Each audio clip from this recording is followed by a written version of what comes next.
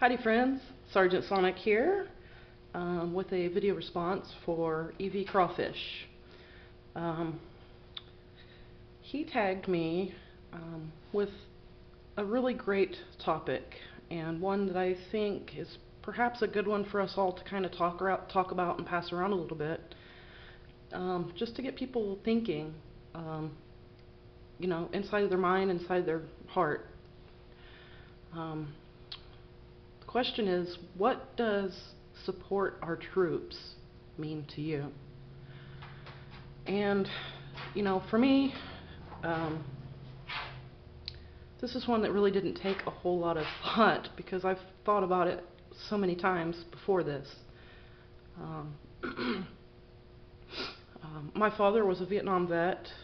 One of my exes is an Army vet. She was right in the middle of Baghdad for some time. Most of my immediate family members are in the Marine Corps, and that's why you see the flag and most of the Marine Corps memorabilia here in front of you. Many other relatives in other branches of the service, many of which have served in wartime, whether it's Korean War, World War II, and so forth. So, though I haven't served in the military myself, I did a little ROTC in high school, and, nothing big, but I've been close to the military culture, I guess you could say. So, when it comes to talking about service, it's kind of a subject that's a little dear to me, simply because I care about so many people who have served. You have to forgive me, sometimes I don't know why, but subjects like this really kind of, they put a little lump in my throat sometimes, so if I sound a little odd, that would be why. Anyways, when I think about supporting our troops, the first thing that comes to my mind is the emotional and psychological aspect of it. I know that things like cards and concerts and benefits, donations, care packages, all those kinds of things, they don't go unappreciated by soldiers, especially those that are out in the theater of war. But I think the true sentiment of support your troops comes from trying to appreciate and understand the complexities of service in general. From the moment when you make that very personal decision to go into the military and to potentially put your life on the line for something that you just believe in, something that we're brought up to believe in, to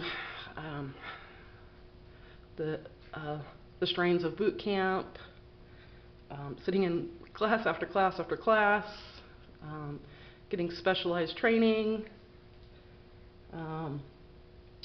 all of that kind of stuff, just the self-discipline that you have to put into being a service member in general.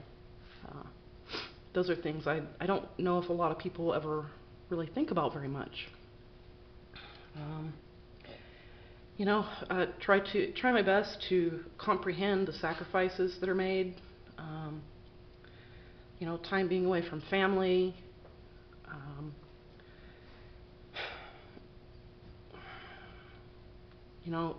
being in actual combat, losing friends, losing limbs, being a POW. I can only imagine the hell that those people endured.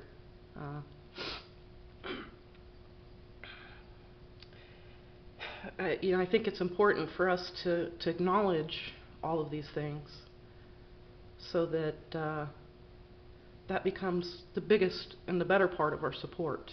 It's not just throwing empty words out there and shaking a hand. It's truly trying to connect with that warrior spirit and the tribulations that kind of come with it. we have to acknowledge the wounds that are there. There are visible wounds, and there are invisible wounds too. And I don't care who you are, or what war you served in. If you were in combat, you're going to have some kind of an emotional impact, one way or the other. It's important for us to help soldiers who are coming back to the normalcy of day-to-day life, cope with the experiences that they've had, for us to not pressure them or push them, or give some time, give some space, let them sort through some of their demons if they need to. Some people have more problems with it than others. Some people have experienced more difficult things than others. But despite the level of their experiences, we have to look at those, or at least acknowledge that they're there, and try to be sympathetic. I read an article a while back, and it was written by a combat vet, and he expressed how much he just despised the phrase, "thank you for your service," because so many people just throw it around, and it feels like empty words to him. And I can kind of understand why. We go about, and I think we all have good intentions sometimes when we say stuff like that, but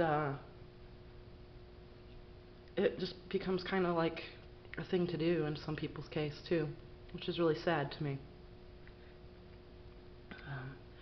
He kind of went on in his article to I guess maybe further kind of his political opinion, in that if you want to show support, don't just say, "Hey, I appreciate your service," or whatever comes out of your mouth.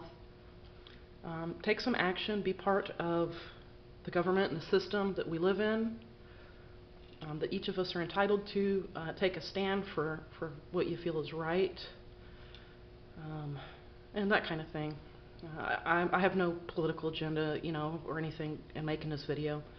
I'm just kind of talking about some stuff that I've thought about and seen and heard.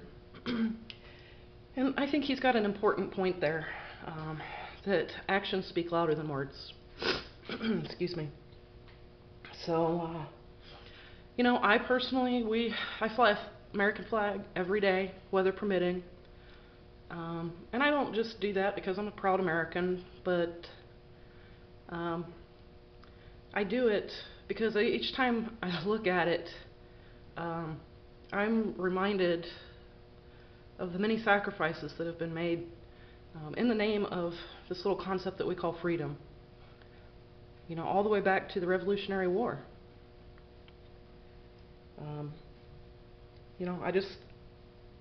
I like that personal reminder, excuse me, being there, so that I feel like I'm honoring the efforts that have been made.